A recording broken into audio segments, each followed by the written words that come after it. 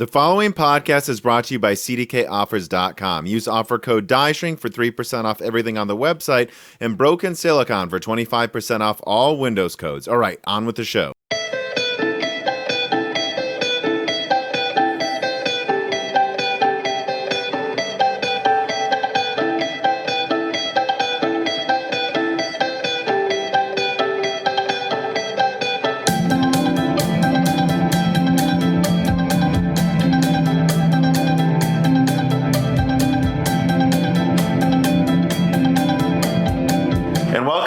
Silicon, a gaming hardware podcast. I am your host, Tom, and today I will let my guest, who I'm glad to speak to in person, introduce himself. Yeah, Tom, it's a pleasure to finally meet you. So my name is Ted with Silver Knight PCs. I'm the owner of Silver Knight. I've been running the company for about 3 years now. I originally started out as a garage builder out of my house years ago while I was still active duty military out of Army Special Operations.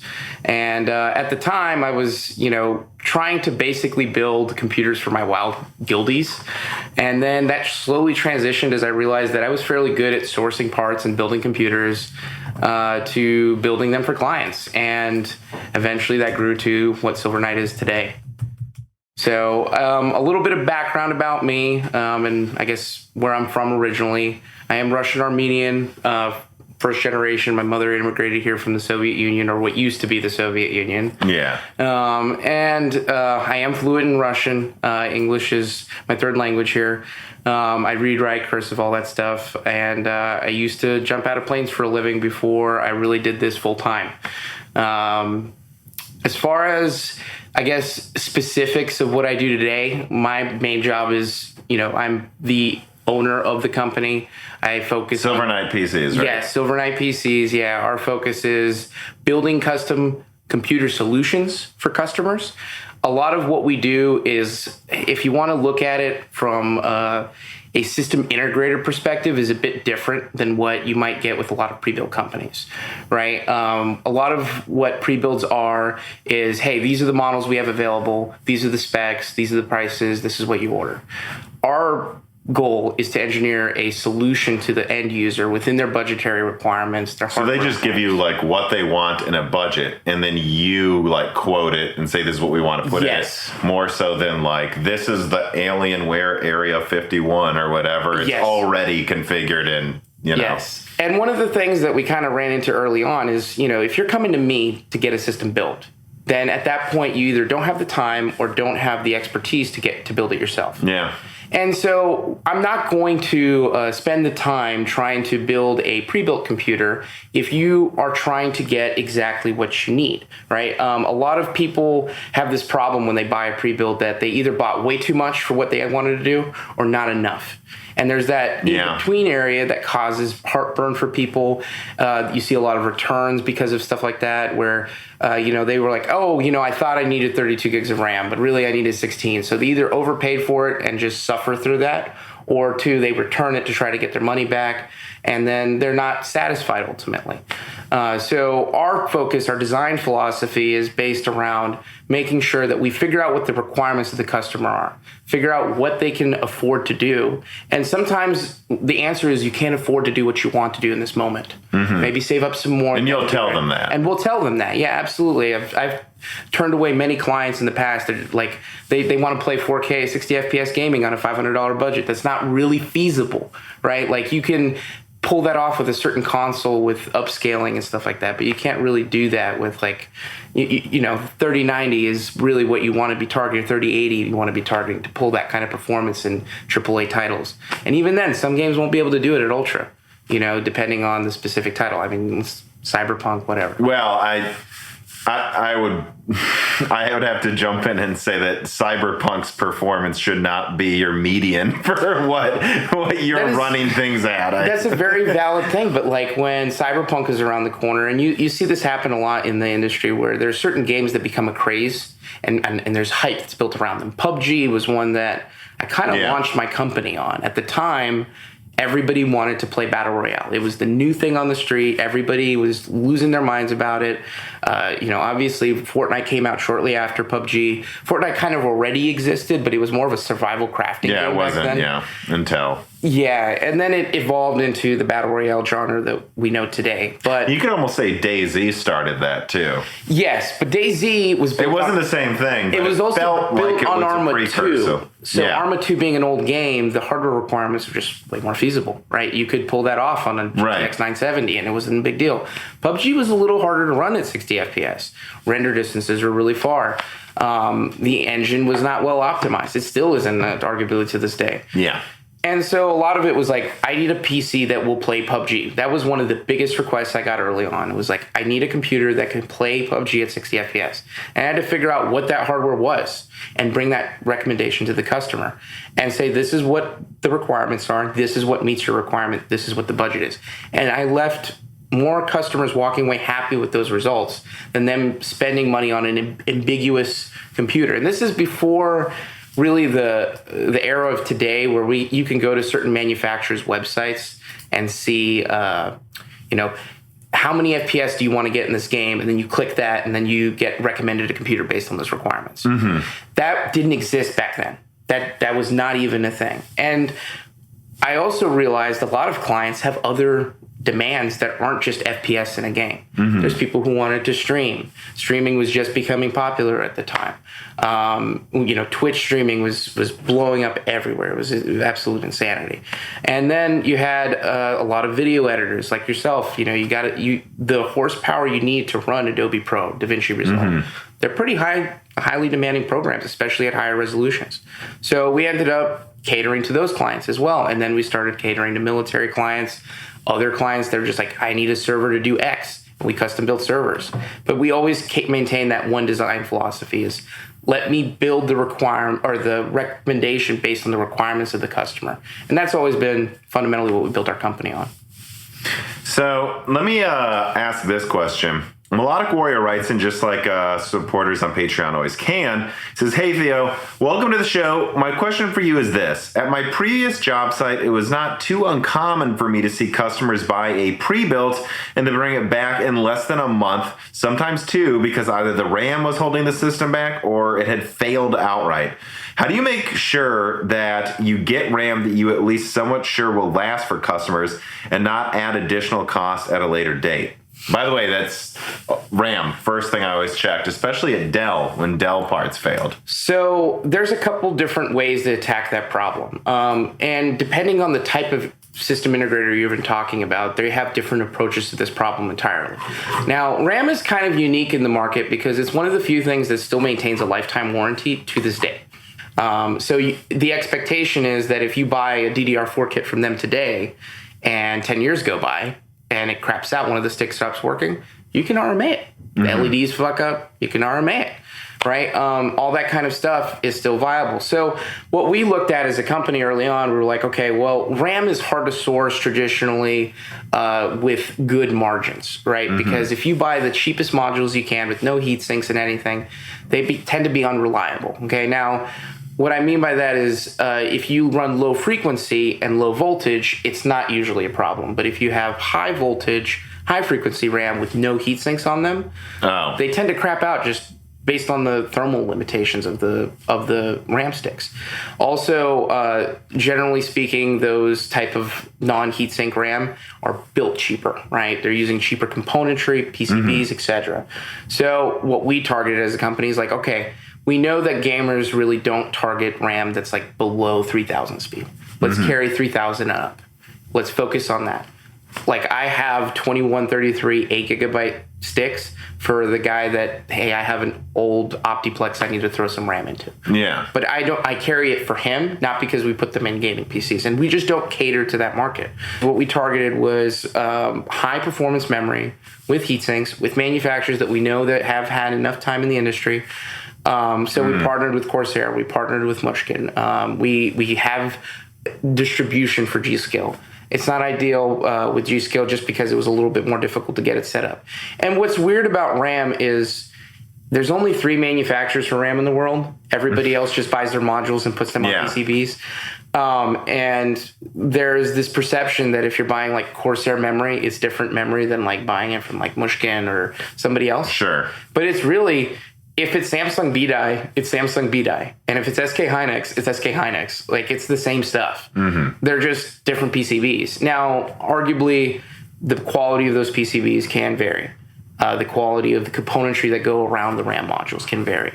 But if you have heat sinks, if you know what those components are, oftentimes you'll see... Right, so you target the right parts from the right manufacturers, and you know what's in it, so you know it's not going to fail.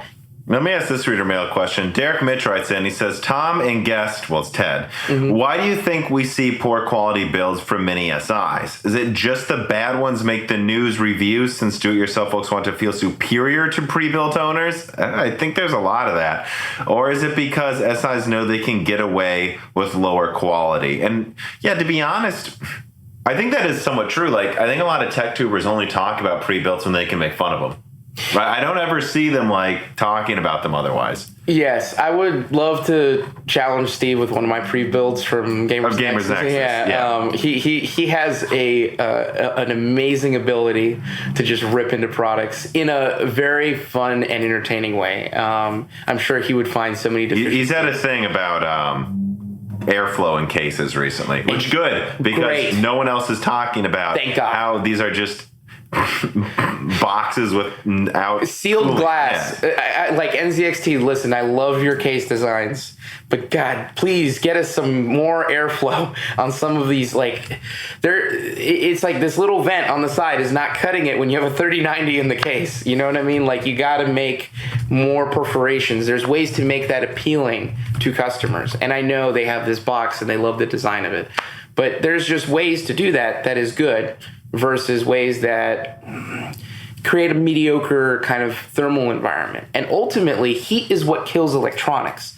It's not dust. It's rarely even use, honestly. Like, they're built to run for a very long time. I think once we get to 3 nanometer, we actually may have this issue where they do actually burn themselves out through voltage. But, like, why do you think we see such poor quality pre-builds? Yeah, let's focus on that first. Yeah, so... like from Walmart. Yeah, I don't know what they were thinking with that. There's a couple different, like, major companies that are trying to get into the space. I think it's a little hard to understand until you understand how those companies work. A company like Walmart sells great value brands of everything. That's what they do. Like, they make a product copy that they sell at a discount that's usually, similar but maybe slightly lower quality than the thing that's original. And I mean, Sears did it with guns back in the day. You could used to buy a shotgun from Sears, and it was the Sears brand shotgun, right? Walmart does the same thing with all kinds of food products. Tons of different things. Yeah, they do it. Yeah, and that is their great value version. So that's what they're trying to do with cases. PCs, not just I should PCs. Say. Yeah, they want to make sure that they can meet a requirement of the market, right? And maybe offer at a cheaper price than an SI that builds with better quality components.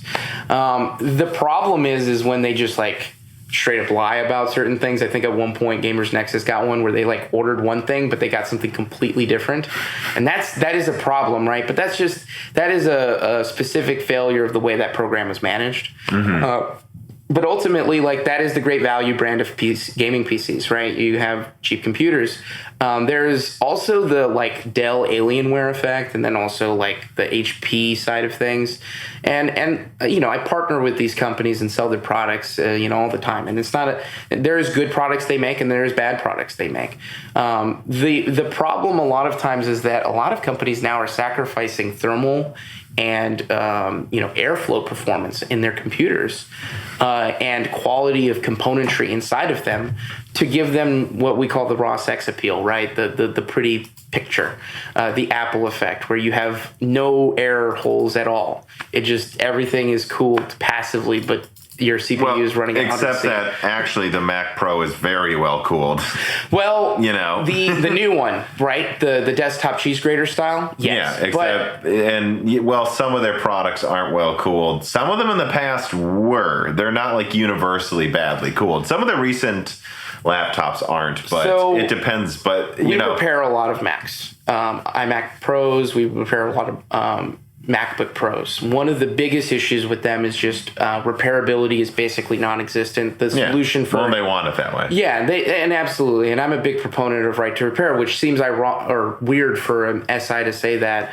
But ultimately, we're also a VAR. We're a value-added reseller. And the way we add value to products is by offering alternative services. Like the answer for, hey, my battery went bad in my laptop, or I have a $5 chip that went bad on my motherboard, should not be, here's a new $2,000 laptop.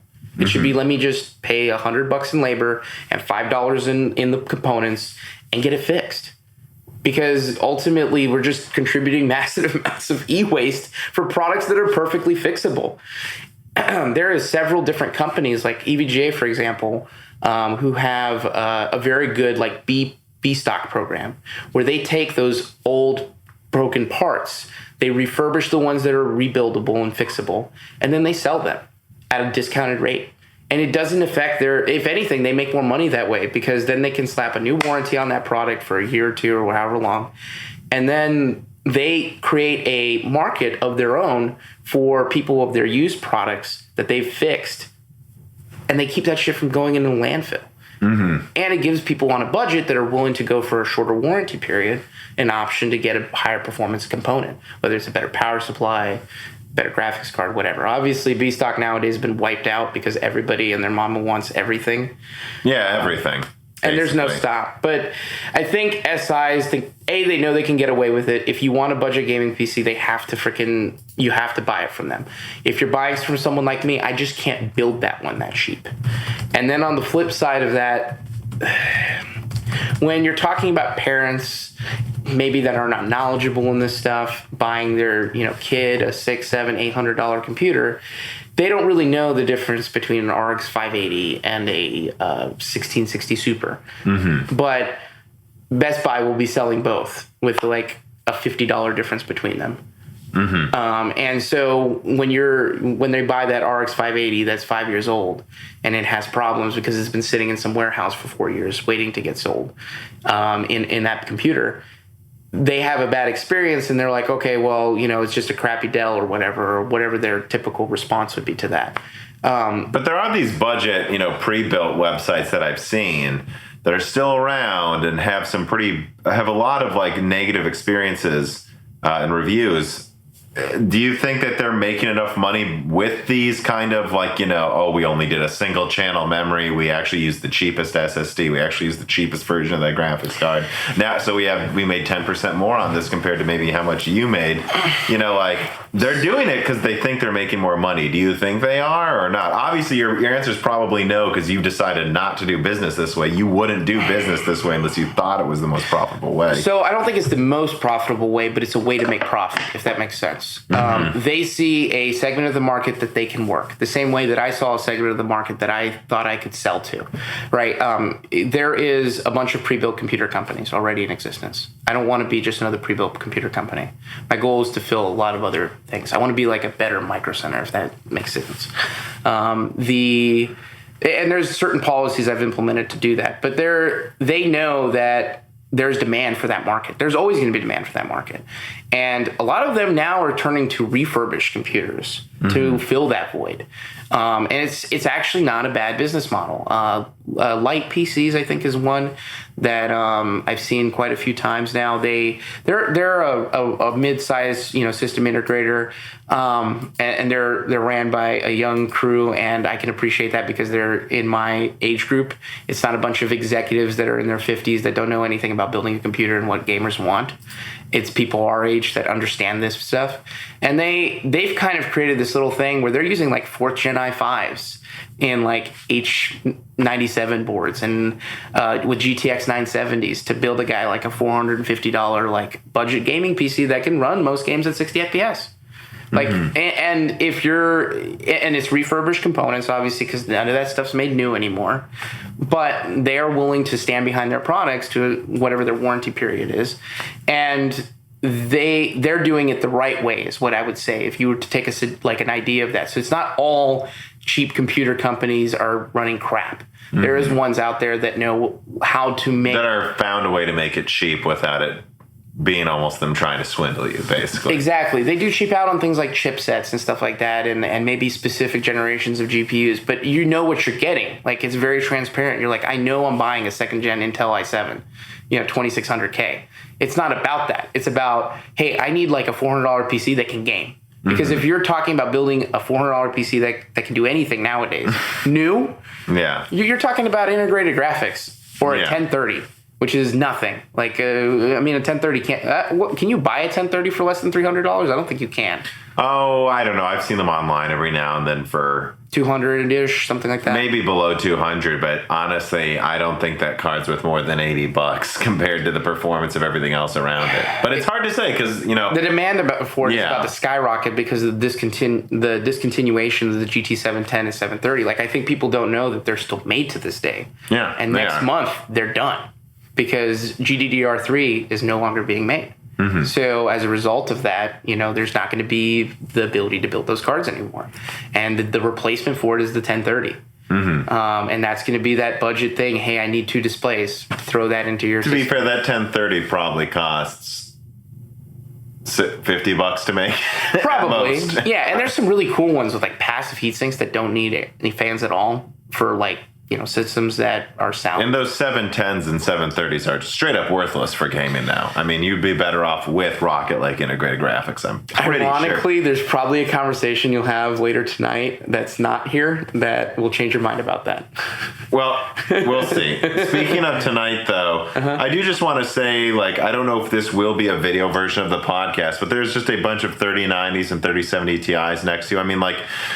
Why don't you tell everybody why you have a bunch of graphics cards with you? Sure.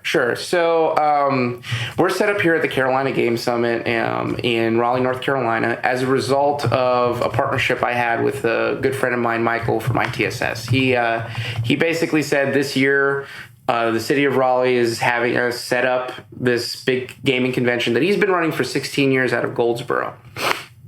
And this year, his goal was to make it a blowout event. And we worked really hard to make that happen. It's going on now in the middle of, this podcast. That being said, we decided to basically this month GPU inventory bring to the convention to sell to help people have a centralized location. They can come from everywhere and get a graphics card and play some games. There's 35 different game tournaments from everything from tabletop Magic the Gathering to Halo 2v2s, all kinds of cool stuff. And these GPUs are very expensive, and I wanted to make them available throughout the whole convention.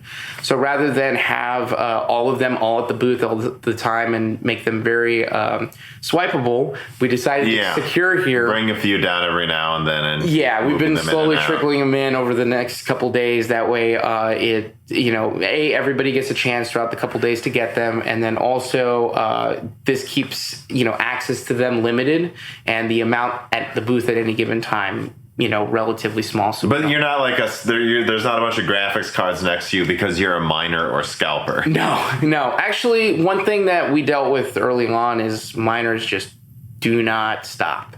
They are belligerent sometimes in their demands. Well, yeah, but it's because they're actually making money off of it, so they have an incentive to care. Yeah, but when a guy drives up in a Corvette, walks into my store and says, hey, sell me 130 80s right now, and I'm like, no, because that customer is a problem. I don't think people realize. They're like, oh, you'll make all 100 right now, and you don't have to deal with that. And I'm like, yeah, but the thing is that guy will buy those cards and never come back ever again. I'm never going to see him ever again. Right. And he's going to demand a discount because he's buying 100 of them. Okay, when you're buying wholesale, it's the nature of wholesale, right? You're buying, 50 of something versus 1 of something. But the thing is each one of these cards is a potentially happy gamer. That's a potential, workstation PC somebody needs. This is a potential, even if a miner gets a card, at least that's 50 or 100 miners that got cards instead of one guy who got 100 cards. Oh, I see what you're saying. So, one hobbyist who has 3 in his house. Yeah. 100 in a warehouse. Yeah, exactly. So at the end of the day, I can't tell you how many times we've had so many people that were so excited to be able to get a card. And it's really awesome to see that. When we first first started doing in-store drops, and we announced them preemptively, we had 150 people sleeping on the side of Bragg Boulevard, waiting in line overnight. I announced it at 6 p.m. when we closed. By 7, there was people lined up. They slept all night in the rain outside my store on a one-day announcement. And it was crazy that, and every one of those people that were in that line that day, well, because there were so many, I didn't even have enough cards to supply them all. I ended up taking down a wait list for all the others and then getting them cards. So that way they didn't waste their whole night sitting there. And then we came up with a slightly better system where we started doing flash sales so that less people would show up at one time. Yeah, so I want to move forward with the conversation, though, kind of more out of the pre-built questions and like kind of more into the more business aspects of this. So John Easterling writes in and he asks, how does a new product launch affect business? Do you see a steep drop in sales prior to GPU, CPU launches? And what do you do to mitigate that, if anything? So it depends. And it's kind of interesting because at this point I have 3 solid data sets I can kind of lean on in terms of GPU. And then I'd say on CPU side of things, I have 4 now or 5, pretty much this first gen Ryzen. So that's 5 generations of stuff. On the GPU side of the house, it's no matter what happens when a new GPU drops, it will instantly be sold out initially, and because there's just so much hype for the new product. Which I don't want to say, like, that really annoyed me during the Ampere and RDNA 2 launches, where people, like, I got a lot of flack because they sold out, and I said, well, they're going to still eventually ship a lot of cards, and it's just like, yeah, but every launch sells out, guys. So, like, what is your point? I never said they weren't going to sell out. Yes. So, 1080 Ti, right? 1080 launch. Even the 1070 launch. I don't remember the last launch that didn't. I don't know if the demand at launch was always as big as it has been in the past 5 years, but at least in the past 5 years, it's... So there is a weird anomaly in that period of time, which was the RX 580 launch. Yeah, you did not sell out when it first came out. And it was weird because everyone was like, you know, oh, this is just the mid-range stuff. So people, because it wasn't a Halo product, it didn't drive the same hype, right? They're like, oh, I think at the time, Raja Kaduri was doing like demos of the Radeon RX 580 with like 4K Doom running Vulkan, and that was getting some insane frame rates because of, you know, asynchronous compute and the way that Vulkan He was showing that with Vega a lot. Vega, yeah, as well. But the big thing was that it could run it. At and it was a $200 price point, right? Well, Vega was at like a $500. I'm talking about the RX 580. Oh, okay. Okay. And so what ended up happening there is there was a lot of available inventory initially. And then miners started picking up on the fact that you could use them for cryptocurrency mining. And they went into a massive shortage. At one point, the RX 580, I think, was like $500-$600. Yeah, it was priced almost to a 1070 because it mined almost like a 1070. Yes, and the 1070 arguably had a better resale value because it was a better gaming performance card, and it's an Nvidia card. So, you know, in the long span of things, because of the way the market works, it's going to sell better after the fact. But I built my whole company on RX 580s, and miners offloading them was one of the best things that ever happened because... Oh, but now there's going to be all these people that say you're evil for selling a mining card. And it's just like, guys, the mining cards work. They work. So, okay, here's the thing. I'm going to paint this picture for you, okay? You have 2 different RX 580s. One came out of a gamer system that was crammed under his desk, okay? And he smokes, and he's got all tar inside his computer. He never cleans it. It's a hot box with a bunch of glass because that was the big thing for a while, with no airflow, with one single fan blowing out exhaust because he built a pre-built or just used only the fans that came with the case. Okay, and then on the other side of that, you have a guy who is making money with the component. He has a genuine incentive to keep it as cool as possible, using as little voltage as possible to reduce power consumption to save him money. Right. And he wants to maintain those components. Yes, he doesn't want them to break. He's making money with them. Yeah. Exactly. So we found early on that mining cards really only suffered from two major issues, which were both fairly easy to mitigate. The first was if you had a card that was coming out of a mining rig that was exposed to humidity. Okay, guys that were doing stuff in their garages, especially in the South here, where you have a lot of humidity coming in those garages and they're blowing air just right across their shit. Sometimes what would happen is corrosion on either the PCB components or the heatsink itself. But you could look at the heatsink or the back of the card and tell anything that was metal was rusting, and you're like, okay, this card has had humidity damage. Versus, again, the typical gamer situation. Now, that's not to say every gamer does that. And I've met more than you'd think that do that. Yeah, we've dealt with bugs, cat piss. I mean, the list is hilarious sometimes. Literally, dudes had no side panel on. Cat walked by, sprayed the side of his computer. Graphics card got fried. We fixed it. Coke. I mean, people put their Coke on top of their computer, which has ventilation on top. Coke spills over, spills inside. Yeah. I mean, the list goes on and on. And again, it's just two different perspectives. And there is the other issue with mining cards, which is the VRAM tends to run a little warmer than you would typically have on a gaming load. It's not by much, it's just a little bit, but heat is ultimately the killer of electronics, right? Of the way circuits and everything. To a certain extent, though. I mean, you could say the heat is the killer of anything, but like an engine's built to run at that temperature, Well, and a card is built to run at that temperature. Just don't let it run at 110 Celsius, because that is when it takes damage. Voltage droop, right? Like the drop off of voltage as circuits expand from heat, cause this like weird effect where you basically have to pump more voltage into the circuit to deliver the same amount at the other end. Right. And so for that to continue to keep happening on a component that's run hot versus one that's not run hot. But if it's at a consistent temperature, there's less damage. Yes. And that's why gaming cards break. So, because I'm going to be honest, I haven't been a big miner for a very long time, and I never was a big miner, but I had like 6 rigs in my house. None of my mining cards ever broke. The gaming cards sometimes did, and it's because the voltage changes, and that is what breaks cards. Load changes. Gaming is way worse for your cards than mining. I concur. Even in humidity's if it's a humid, that's the worst. Yeah. If it's but I lived up north, so in a consistent, not humid temperature, even if it's hot, no, it's not going to break. These things are built to run at 90 degrees Celsius. They really are. And by the way, this is just a pet peeve of mine. Like when I see a tech tuber go, "Oh, we took apart a console, it runs at 95C." It's like, well, cool, it's built to.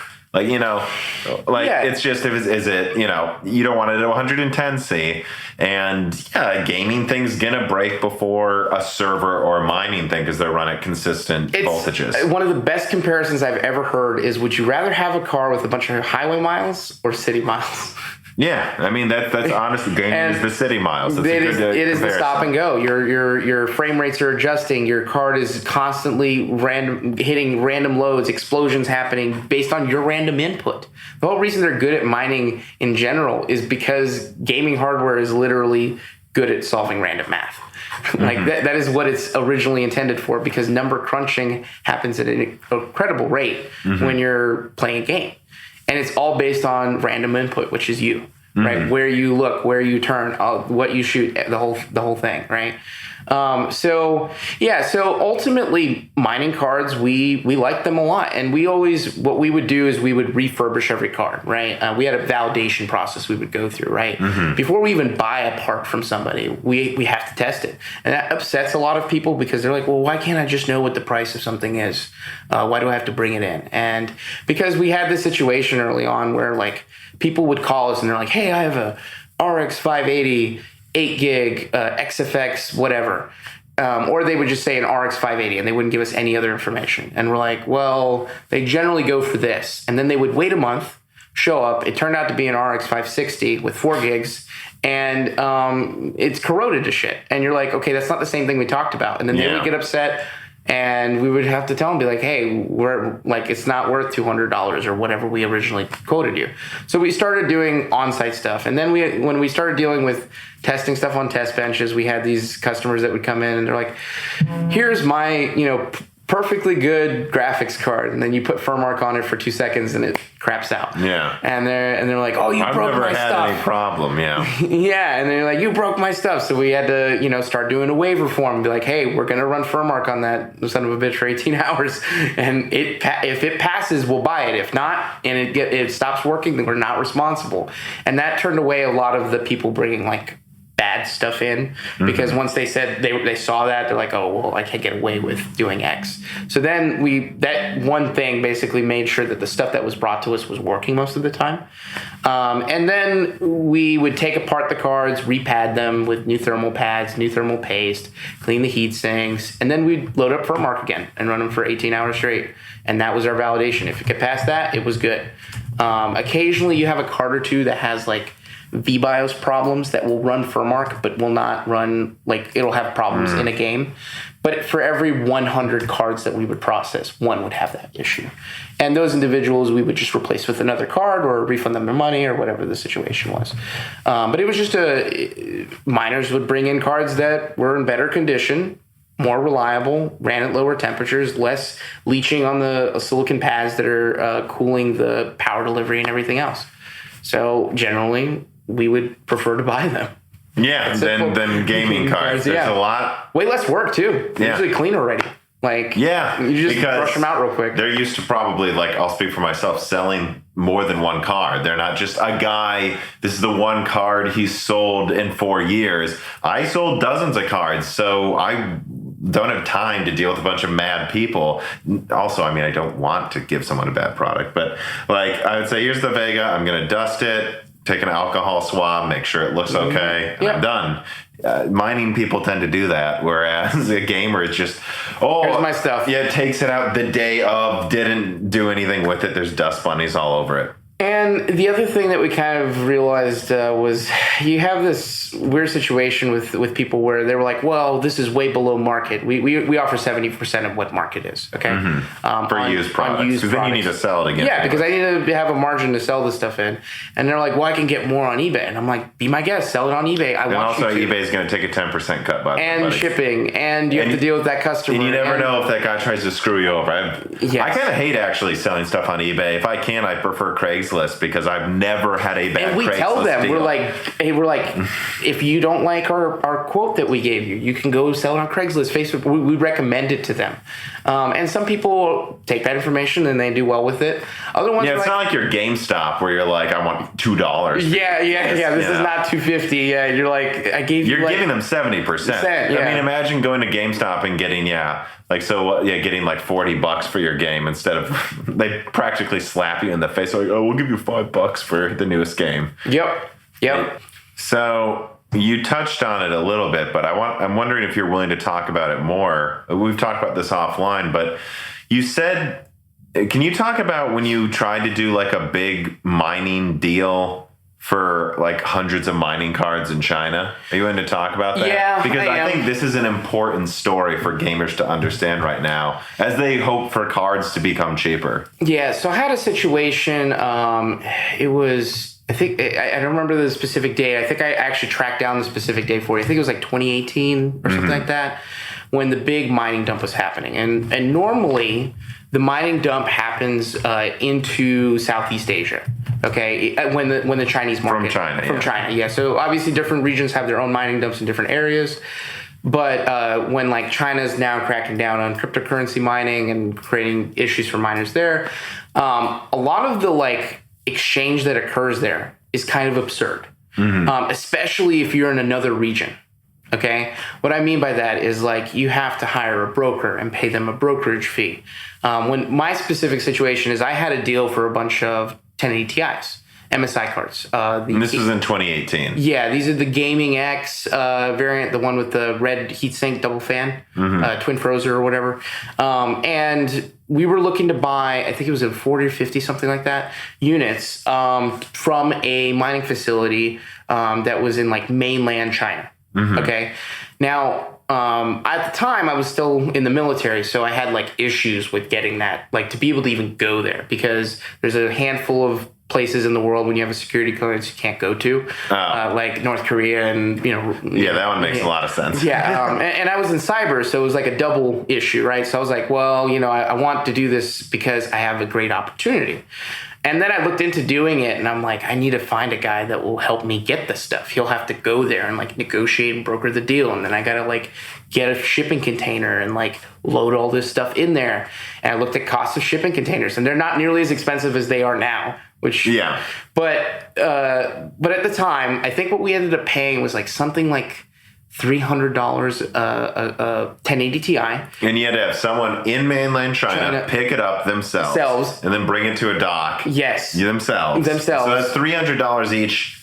Just for the card, not including this the is 2018, and they were selling for like $500 on eBay at the time or something. Yeah, I think the specific model we had was going for like $525 when I brokered the deal. Okay, and this so you were thinking $300. Oh, maybe we'll make $100 each or something. Yeah, like if we sold them at a discount.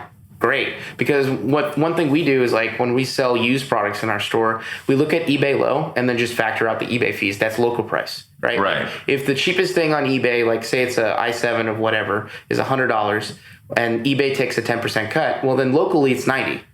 Mm-hmm. You know what I mean? That's the way I look at it, because there's no reason to sell it for $100.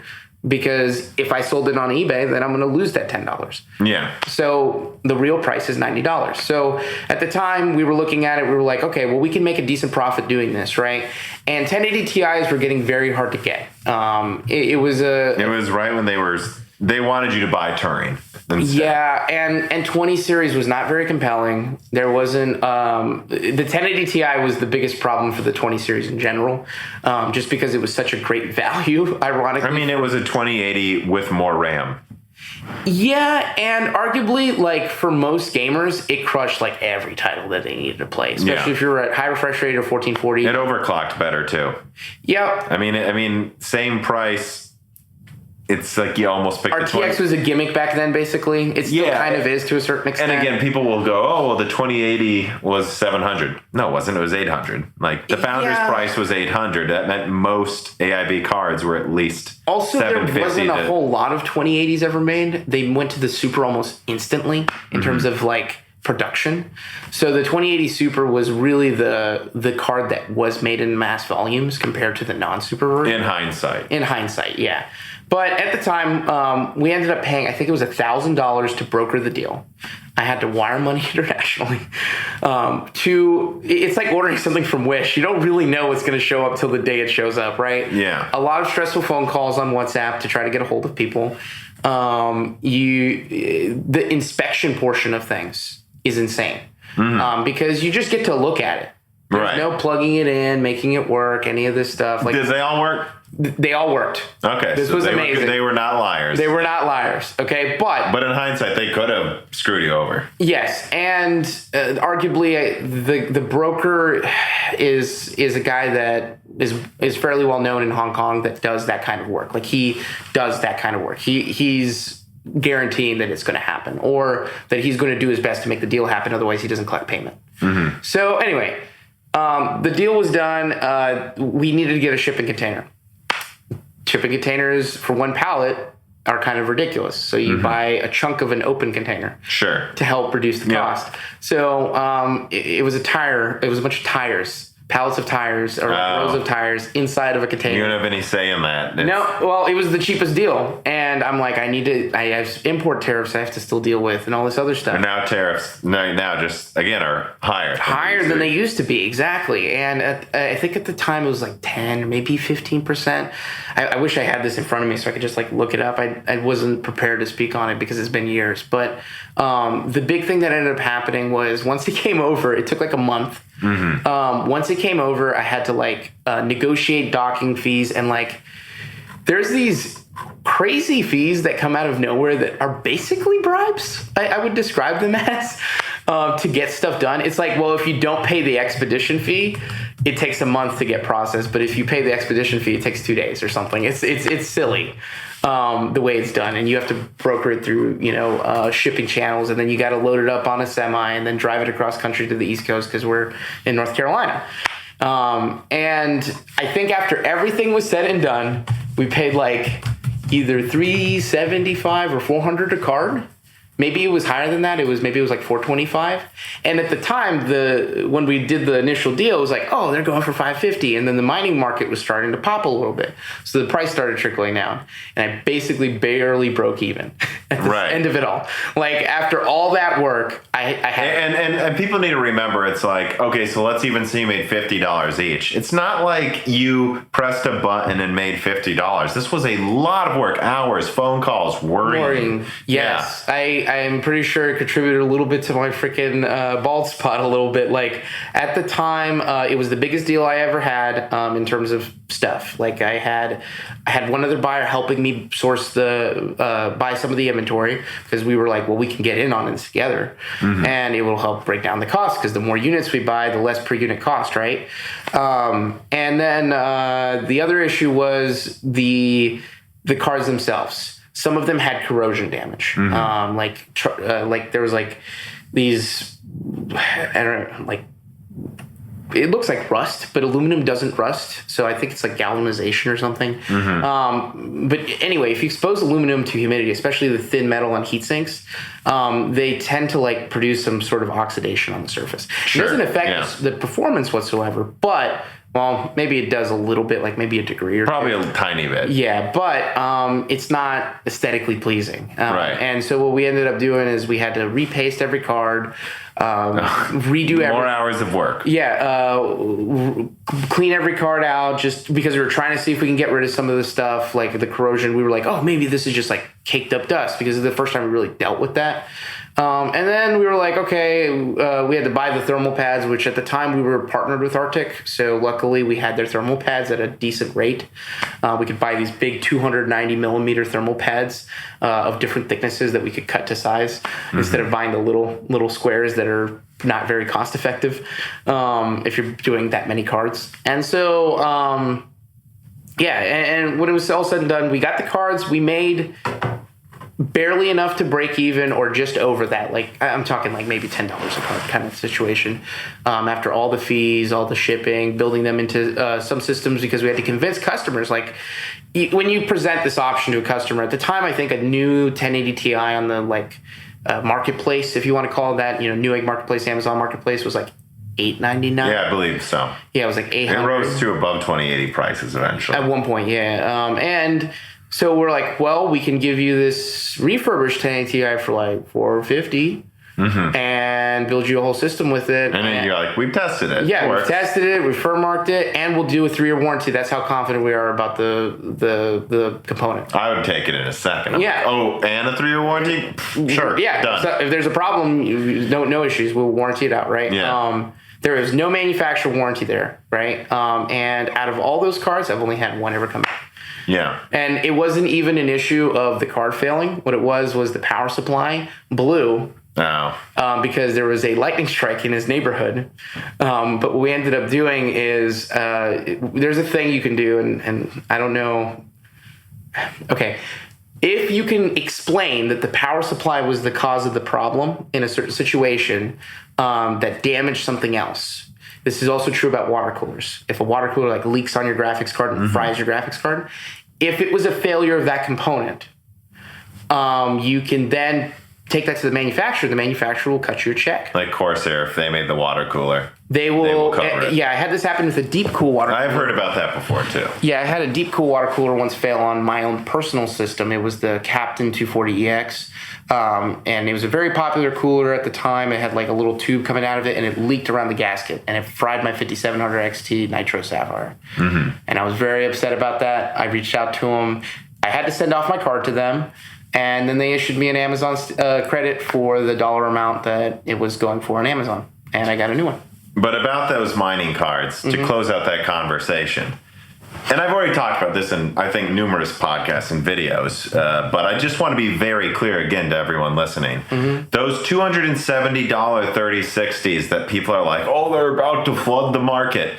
They will not at a reasonable price, especially when you consider tariffs are up, shipping is up.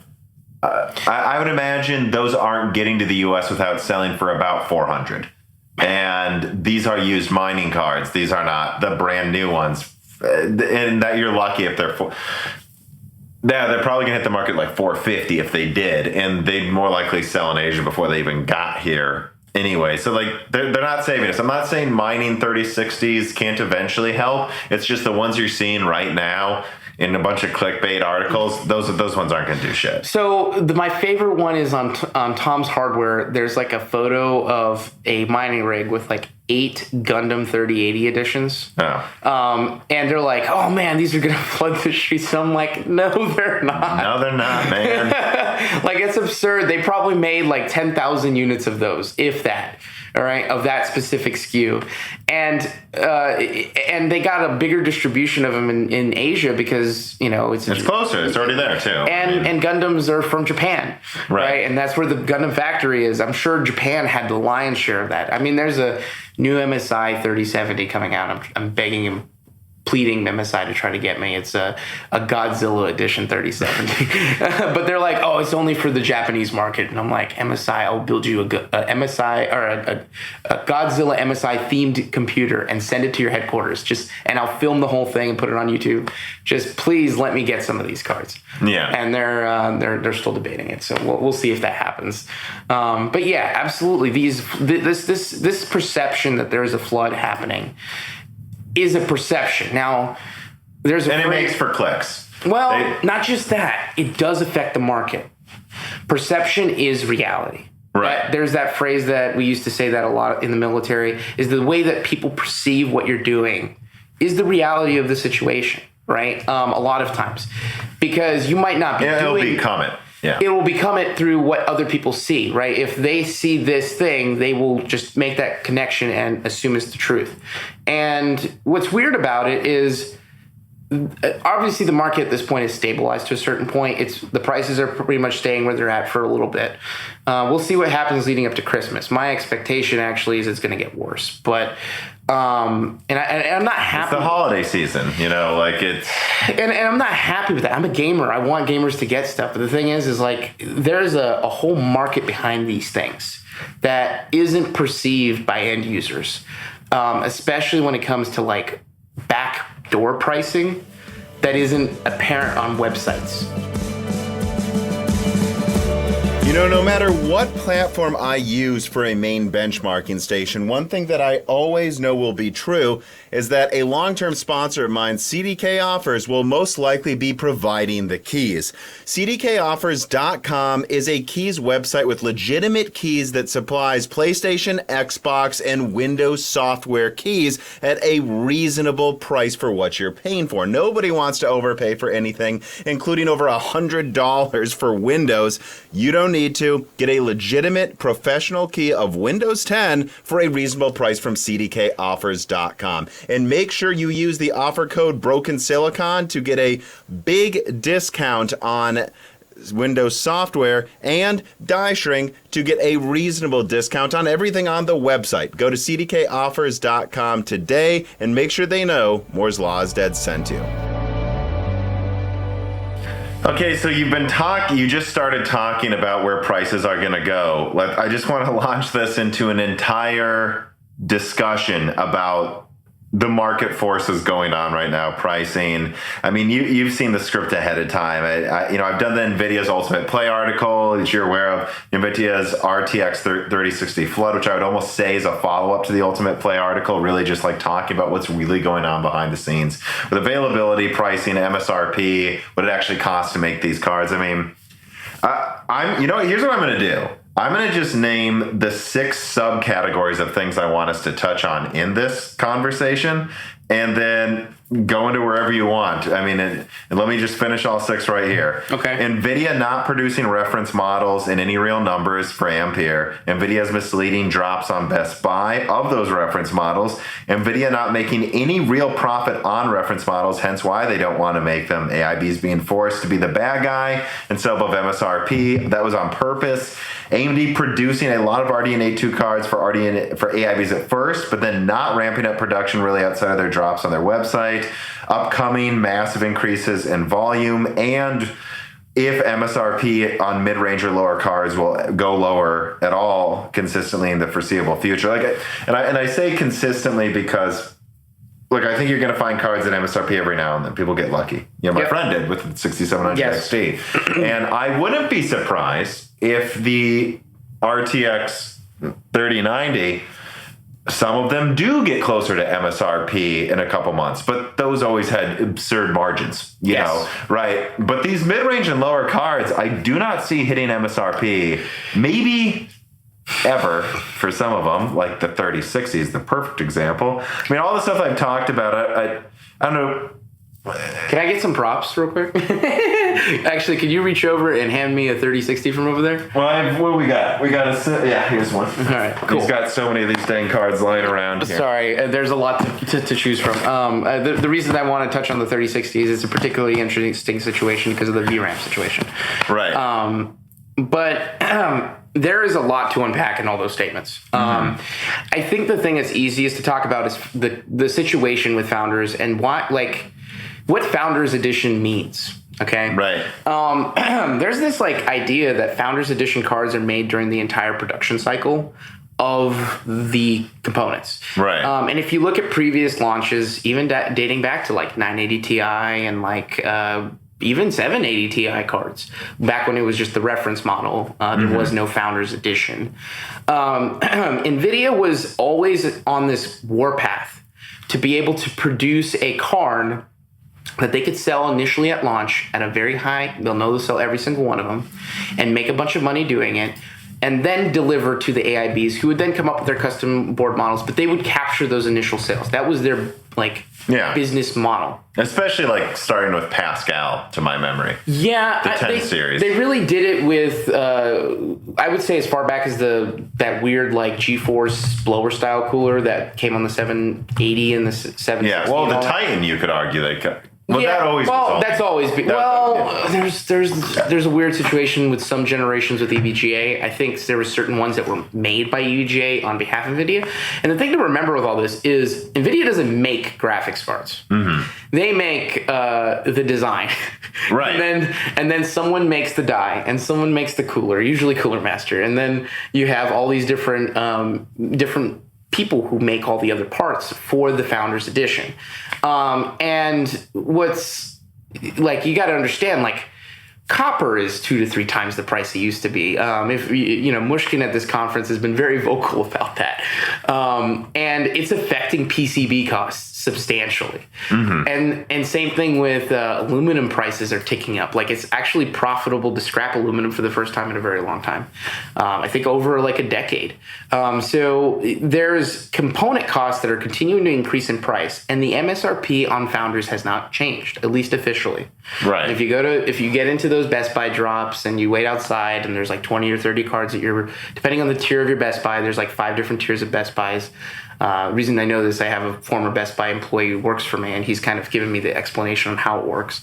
But basically, depending on how many sales your store does, it gets a certain tier rating, and then it gets. That's the same with car dealerships. In Nashville, there's one of the better, I forget which one, luxury car dealerships in the country. So they get the cooler trims of the car because they know they'll actually sell those crazy expensive trims. Yep, and same thing with the 3090, right? You might get your local Best Buy in a small town might get some 3060s, 3070s. They're not getting a 3090. They're not going to. They might not get a single 30, or they might get one or something like that. Something that's meaningless in the grand scheme of things. But the point with the Founders is, from my understanding, and I might be incorrect in this, but I've had 2 different people tell me this now from different parts. I was what the deal is with Founders, because I've always asked to buy Founders. I want to carry Founders at launch. They're cool. I have one. Yeah, they have a nice finish. They're very the premium. build quality is absurd. Yeah, and they're not big. There's They've so much been small cases. Plastic on this that feels like plastic. Versus and don't get me wrong, this is a beautiful card. The 3060 is today's plastic is way higher quality than from what I remember. But the aluminum that comes on the Founders, that finish is insanely high quality, and they have to be making them at either nowadays with the amount of manufacturing involved at or just below what they're being sold for. Okay. And there was initial, when Founders Edition dropped, I went to all my distributors and I'm hey, can I get Founders Edition? This is back in the 30 series launch. because that was the only card initially available at launch, is usually Founders. Okay, there's maybe a handful of partner models that are paper launch, but they're not actually available to buy. And they're like, no, it's a Best Buy exclusive. You're right. And I've heard this from other people. And I was like, well, what do you mean it's Best Buy exclusive? Like, why can't I buy it? I'm a Nvidia partner. I partner with all these other companies. Why can't I get the Founders? And they're like, the contract is only for Best Buy. And I was like, okay, well, which is weird for everyone listening. Yeah, like, but that is not Micro Center. Okay. Or Amazon, it's only Best Buy. Yeah, or Newegg. Yeah. Or Newegg, yeah. Like, and I think there was a small batch that got to Newegg for a certain submodel, like one of the, like, it might not be the 3070, but like the 3070 Ti or something like that. There was a small group that went over there. But from my understanding, Best Buy never got their fulfillment. Like, they were contracted to get, like, let's just say hypothetically, like 25,000 units. That's not the actual amount, but like, just say that was what, and they got grossly under-delivered out of that. And it would have cost Nvidia more money to not fulfill the contract because there was like cancellation penalties than it would have been to produce them at a loss and give them to Best Buy so they made their margin. Yeah. And then sell them at the MSRP. Which I can assure people, well, so first of all, two things. Number one, that Ultimate Play article, you were not one of my sources. I had never talked to you a year ago, and for these articles I've written, I've been so excited to talk to you recently because your input was not the same exactly as what I heard, but you had some really specific details. Some I had never even said publicly because I was told I couldn't. That was exactly what I was told by other people, which is this. And that's the Founders cards were made at a loss on purpose because they look cool. They perform well. They can fit in compact cases for reviewers. And that's because NVIDIA knows if you have the coolest card on review day for a price, it doesn't matter if you never make any of them, you're not losing any money. There is a discussion that, was it the 3070 Ti Founders did not... 3070. Yeah, it was... I believe so. Yeah, it just didn't exist. Oh, no, the 3070 Ti Founders, maybe. Yeah. That was the one that, like, there was only review samples, and it did not ever exist on paper until the drop, like, a month ago that happened at Best Buy. And that was the fulfillment of their contract. From my understanding, there is no more of those. Now, there might be some, like... And I have a 3070 Founders. Yeah. And I know that some people who work at some Best Buys have seen, like, a pallet of them. Understand, that's the pallet you're seeing. And you probably work at one of the high tier, like a tier 5, or 4, out of their 5 score. Don't expect to keep seeing those. But reaching back to the 780 and the 780 Ti, and the reason I brought them up in the first place is the way that Nvidia switched from the reference board design, right? Because what used to happen is you would get the reference design as, say your MSI or something like that, and your initial cards you launched, you would usually do blower style cards.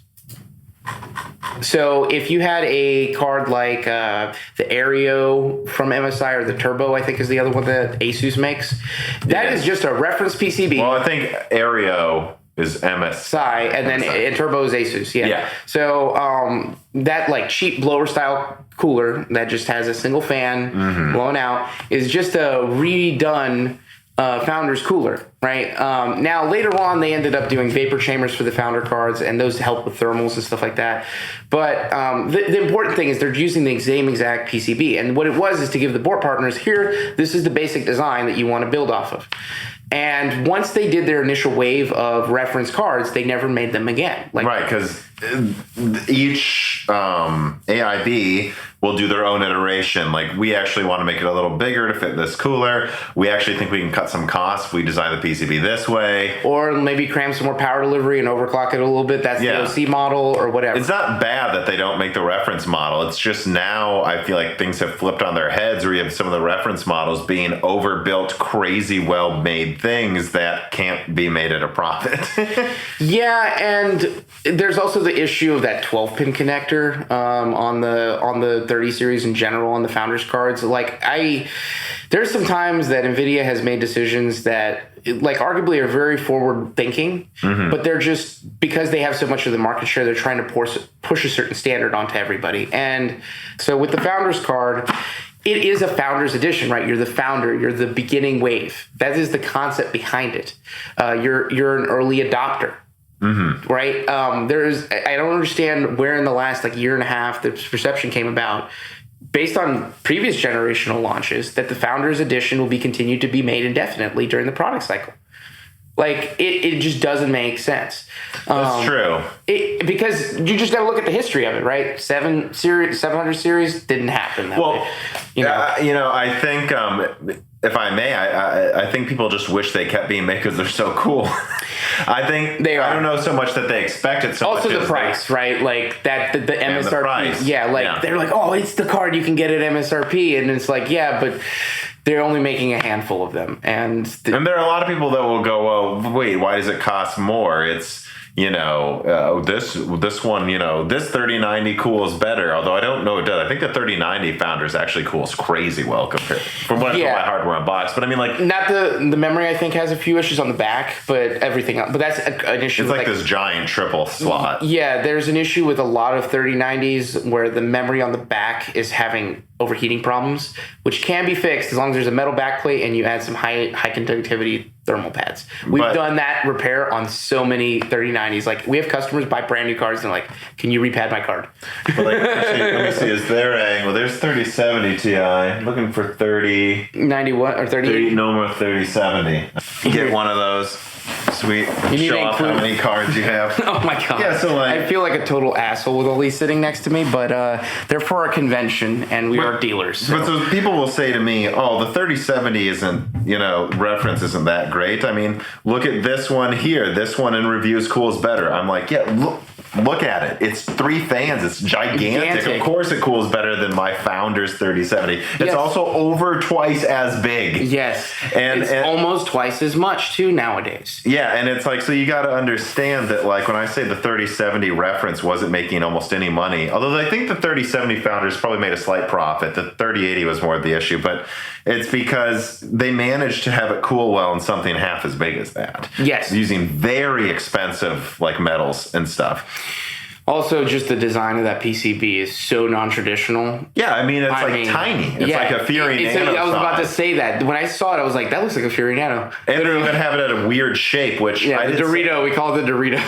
Yeah, so you can blow the air straight through it, though. Yeah. I mean, I did some PCB design in college, and everyone just made the challenge was make this like one circuit with like a bunch of lights light up in a certain shape, and everyone went for these like normal squares or like a Christmas tree. And I was like, I want to make mine a smiley face that's really small. Like, how small can I make this? And it almost didn't work because the traces were too close together and stuff. So that's more expensive that Nvidia made the PCB smaller. Yes. That is why the Founders isn't making money. It's overly engineered. The finish is incredibly high quality. Incredible finish. It's just ridiculous. Yeah, I know we keep talking about the stupid finish, but if you rub your hands across the Founders, it's like... It's ridiculous. It's weird, man. I don't know what they made or how they got that coating, but it is bizarrely like premium feeling. I mean, it feels like, and some people may not like this comparison, but like a MacBook Air or something. That the same kind of aluminum. Feel. Yeah, but I'd say it's even nicer than that. Yeah, it is. It's even nicer than that. Like, I don't know how they managed to beat the Apple finish. Mac metal. Yeah, the Mac metal, whatever that aluminum finish they do, they somehow managed to beat that. But so that statement with the Founders cards is pretty much like it's a thing where it's done for, like, obviously there's contracts to be fulfilled, orders to be fulfilled that existed prior to now.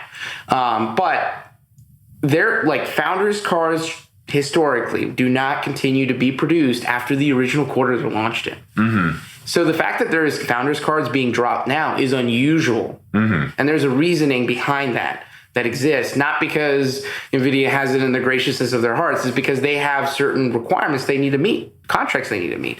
And a lot of it has to do with their exclusivity with Best Buy, at least based on the knowledge I've gathered from talking and asking to buy these things. This is the reason I was told no. Mm-hmm. Now, on the flip side of that,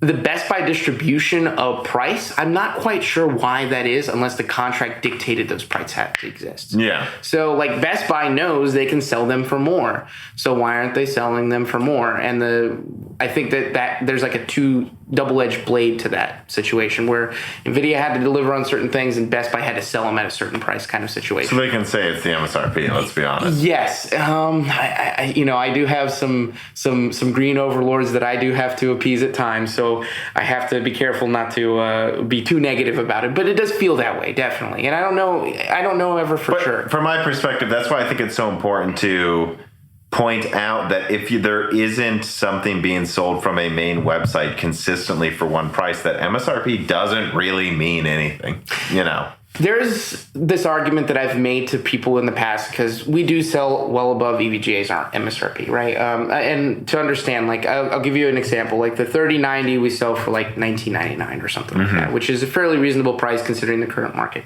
Sometimes they're $3,000 on eBay. Yeah. Yeah. And they're in the market is substantially higher than that. But that being said, and it's because we're trying to be a decent company and trying to supply inventory to gamers and other people at where we can make a living and obviously still like be decent people, right? Now the issue with it is Nvidia makes us take the bad rap for selling them at these prices, and that's on purpose. Yes. Yeah, and it's the thing where like if I if I buy a component at X price and I sell it at a higher price than MSRP, I'm painted as the bad guy. So I had to come up with an explanation for that, or at least a rationale to explain to people. And this is what I argue is if something is on sale from the MSRP, like below the price, you're not upset about that, right? Right? Like if a TV is supposed to be $500, but it's on sale for $350, you're excited about that. You're happy, right? That's good. But then when the market forces in play do the opposite of that, you get upset about that when it's the same market forces, just a different direction, right? So when prices are above MSRP, especially one that was launched a year ago, like a lot of people are looking at the 6600 XT MSRP of being 380 as like, this is not good compared to the 329 3060. And I'm like, the 329 3060 doesn't exist because that was what Nvidia suggested the price start at for like the most bare bones possible card you could build. And is EVGA really going to like build a card of the quality of like Dell? Where it's just a green PCB with the crappiest cooler you could stick on there and like the most basic VRMs that meet the spec, right? That get validated, but they're just really not high quality. No, they're going to build a product that they're proud of to sell. And that product is going to cost more than that 329. And it's going to continue to cost more than 329. And frankly, I'll say, I don't know what Nvidia was thinking with the 3060. I mean, this card is a conundrum, and it's a problem now than it was at launch. Yeah. Because at launch, it wasn't a big deal. There wasn't really a problem with it. But the fact that it has 12 gigs of DDR6... Which is now over $10 a gigabyte. Yes. So think about it. That's $120. In just VRAM. And that was an extra 60 over if it was just 6 gigabytes. Like, usually you're buying a 80 series card to get this much VRAM. 1080 Ti or like a 2080 Ti. Yeah. Like, I mean, a Titan. You know what I mean? I mean, and people, I just put out a video where I reviewed the 3060 and talked about how, like, because my understanding, going all the way back to 2020, I think Gamers Nexus actually did an even more in-depth report on the 3060, was the original card was going to be... I mean, it was going to be as high of a price as they could get away with. It was, I think, probably originally planned to be around $320 and be 6 gigabytes. And then they saw how well Navi 21 did, and they're like, ooh, we're worried they're going to make a 12 gigabyte card for $350. So they gave it 12 gigabytes. And there were early models that had 6 gigabytes, and they were trying to push it down to 250. In fact, I heard about them considering making that the 3050 Ti with 6 gigabytes. Yes. Some people. Yes. Actually, actually, there is a 3050 Ti already on mobile. Well, yeah. Yeah, but it also exists in such small volumes that it's basically non-existent. Yeah. But that being said, like I remember reading in an extreme PC forum on Facebook the other day. It was like, hey, does anyone have any benchmarks for 3050 Ti mobile? Like anywhere? They're like, there's not even one registered on any benchmarking site. Like they're starting to show up now. Now, but like this was like 2 weeks ago, and I'm like, I haven't even seen any laptops for sale with them because I'm a Lenovo and HP dealer, and I haven't seen any laptops with 3050 Ti's available. I've seen some of the new mobile. I think 3050 Ti is based on GA 107 now, not 106. If I remember correctly, I think it's a 4 GB card. So it is 4 gigabytes for a fact. But what I heard is that they were either gonna. What the original plan, right? Again, it was like 320 for a 6 GB card. Then they saw AMD and they went, okay, let's see if we can make it 250. AIB said, we're not going to profit at 250 with this, so you can't do that. And so then they said, well, we'll give it 12 gigabytes, which I guess, I'm going to be honest, at the time, I don't think it made sense. Like, because it makes the whole lineup look silly. Made a little bit of, maybe 8. But you can't do that with the bus, so it's 192 bits. Yeah. 6 was the right place for it. What I believe they should have done is given it as fast GDR6 as they can get away with and just made it like 300. And, if they would have done that. But how much capacity would you been suggesting at that point? 6 gigs? No, 6 gigs, but make it faster, push the speeds, try to make the performance as high as possible. I mean, it's already cannibalizing the 3060 Ti. You're going to cannibalize it even more? No, it's never going to be within 15%. And the extra 2 gigs would make people go to the 3060 Ti. So that is another thing. To the casual computer enthusiast that may not know about like the difference between a 3060 and 3060 Ti, the 3060 Ti looks inferior. It's weird because it's got a smaller number, right? The whole concept of like this has 12 and that has 8. And I suspect Nvidia was considering launching a 16 gigabyte of the third. Well, they were. I know they were. They were considering launching 16 double capacity versions of everything to go along with the 3060, and then demand kept going up, and they were like, no. Yeah, because VRAM went up. But it's too late. They already launched the 12 gigabyte 3060, and they were like. Yeah, I'm sure they regretted it the day it came out. There's also a pricing situation with these cards that's kind of a problem. Like the price difference between this and an entry-level 3060 Ti. I think it costs more to make one of those than a 3060 Ti, by the way. I wouldn't be surprised if that's or at the very least, it's very close. That's what I was going to tell you, because right now, like in terms of dealer pricing, they're almost the same. Yeah, it's good, and it's because they cost about the same to make now because of exploding GDR6 costs, and that's the funny thing. Well, we just to touch on that before you get on that, our solution to that problem, because they're basically essentially the same price, is we started carrying low end 3060s, which are like the entry level models, and then the premium like the FTW3 versions of the Ti. So that way there's at least like some differentiation of the product stack. But it is I don't know how it'll continue stacking up in the future, because I think they're going to launch a 6 gigabyte version anyways and phase out some of the production of that. They should. It's not unprecedented. You look at the 1060, there was like 5-6 versions of that card with all kinds of VRAM capacities. The 3 gig, the slower 3 gig. Didn't they make a faster 3 gig? And then they made one with GDR5X. Yeah, and then they made there was also a gimped one. I don't know if you know about that one. It was like a one with like really, really slow memory that was used by OEMs. I didn't know about that one. Yeah, and then there was the Chinese esports one or cafe. The 5 gig. The 5 gig, and then the 6 gig, which we're all familiar with. But yeah, like it's not unprecedented for them to make another model with a different VRAM capacity. It just sucks that there's nothing really fulfilling that sub $400 price tag, right?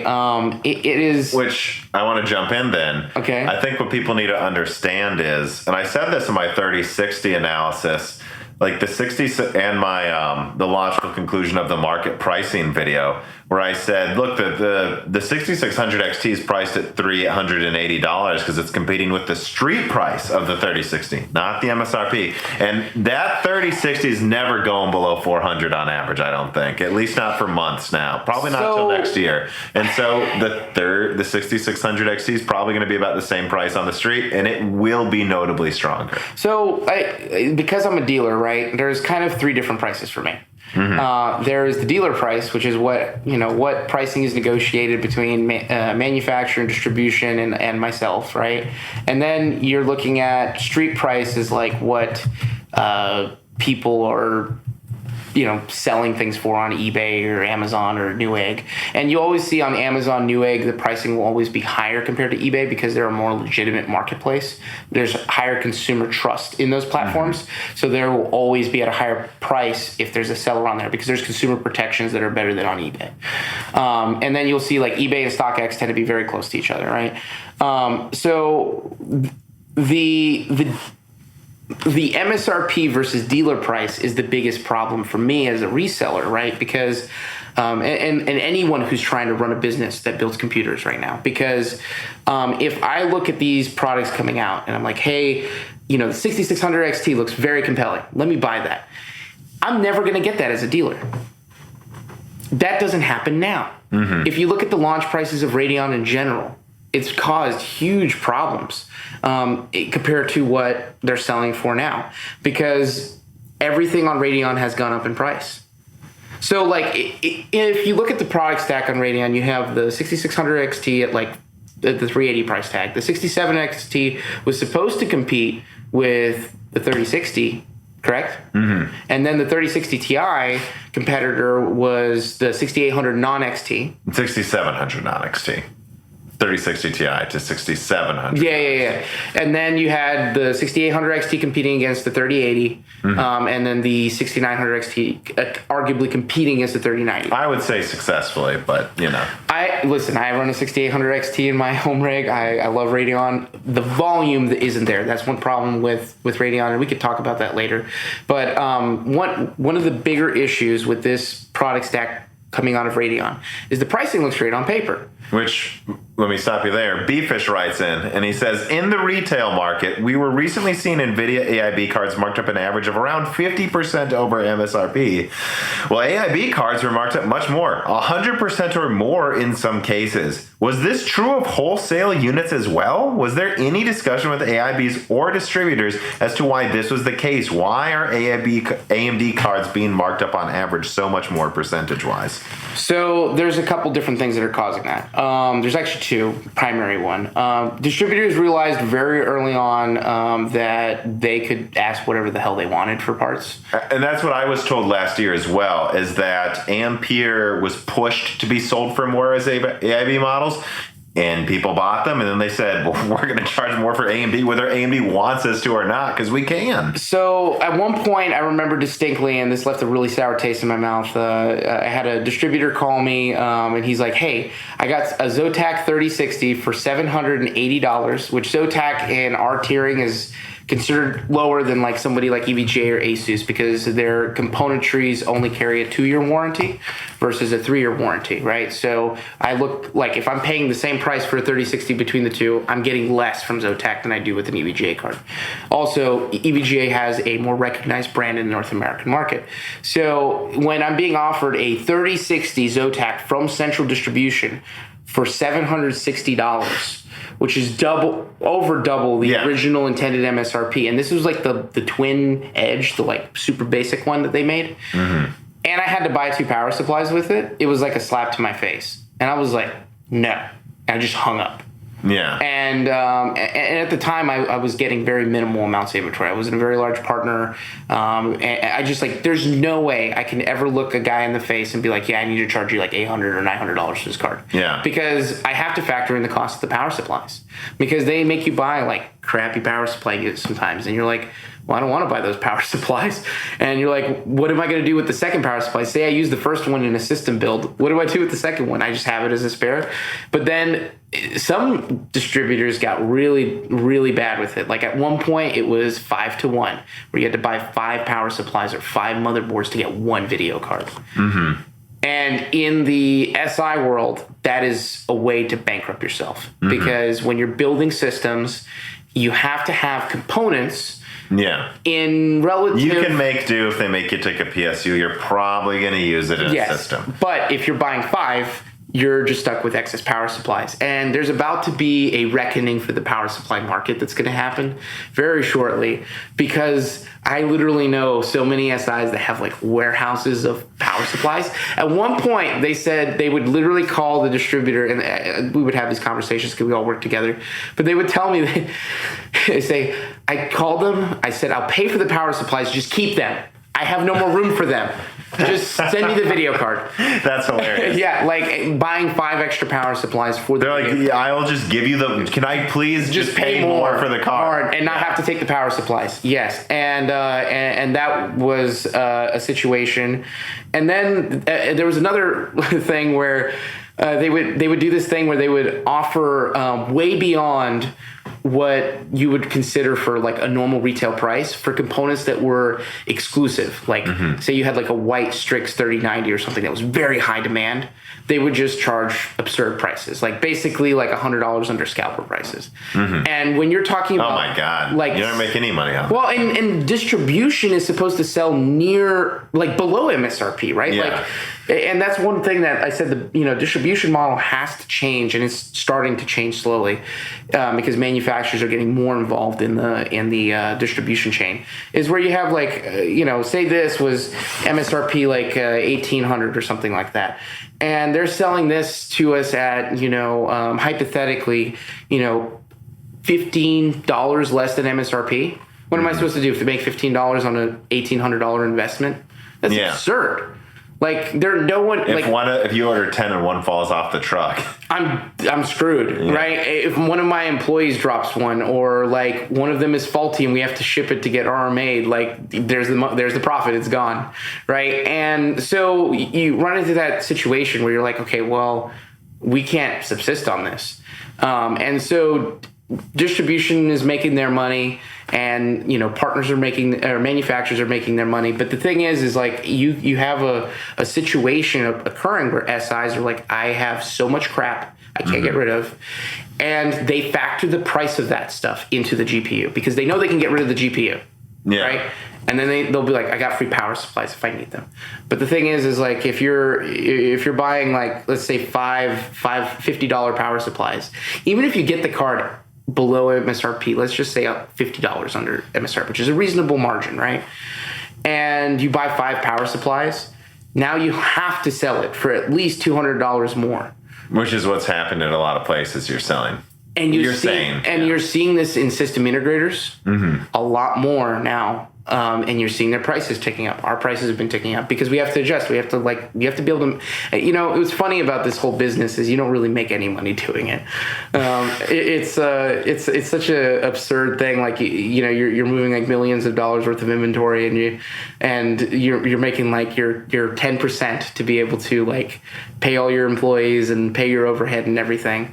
And like I had a guy ask me a couple days ago, he's like, hey, I want to start a computer store in my hometown. And I'm like, you need to be prepared not to take a paycheck for the first couple of years. For the first 2 years of me running my business, I made $0. I can relate to that mindset because I had another tech tuber ask me, how are you making money on your podcast? And I'm like, I'm not. What do you mean?